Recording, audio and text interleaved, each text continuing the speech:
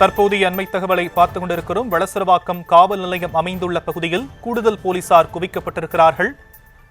கோயம்பேடு, விருகம்பாக்கம் உள்ளிட்ட பகுதிகளிலிருந்து கூடுதல் காவலர்கள் வரவழைக்கப்பட்டிருக்கக்கூடிய அண்மை தகவல். சீமான் ஆஜராகும் போது அசம்பாவிதம் நிகழ்ந்துவிடக்கூடாது என்பதற்காக முன்னெச்சரிக்கையாக இந்த நடவடிக்கை மேற்கொள்ளப்பட்டிருக்கும் நிலையில் விவரங்களை நம்முடைய செய்தியாளர் முரளி வழங்க நாம் கேட்கலாம். முரளி, அங்கு செய்யப்பட்டிருக்கக்கூடிய கூடுதல் பாதுகாப்பு தொடர்பான விரிவான விவரம்.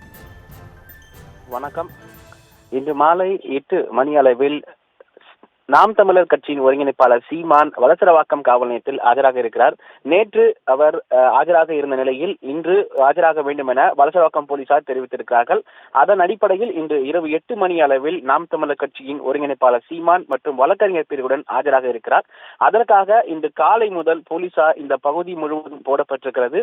குறிப்பாக நேரம் ஆக இந்த வளசரவாக்கம் சுற்றுவட்டார பகுதி முழுவதுமாகவே போலீசார் குவிக்கப்பட்டிருக்கிறார்கள். குறிப்பாக கோயம்பேடு, விருகம்பாக்கம் உள்ளிட்ட பகுதியில் இருக்கக்கூடிய அனைத்து போலீசாரும் இந்த பகுதியில், அதே போன்று ஆயுதப்படை போலீசாரும் இந்த பகுதியில் பாதுகாப்பிற்காக போடப்பட்டிருக்கிறார்கள்.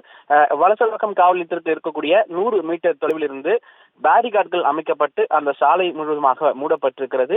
இதனிடையே இரவு 8 மணி அளவில் சீமான் ஆஜராக இருக்கிறார். இன்று மாலை சரியாக 5 மணி அளவில் விமான நிலையம் வர இருக்கிறார் சீமான். நேரடியாக அவருடைய வீட்டுக்கு சென்றுவிட்ட பிறகு அங்கிருந்து புறப்பட்டு அவர் வளசரவாக்கம் காவல் நிலையத்தில் கொடுத்த புகாருக்கு ஆஜராக இருக்கிறார்.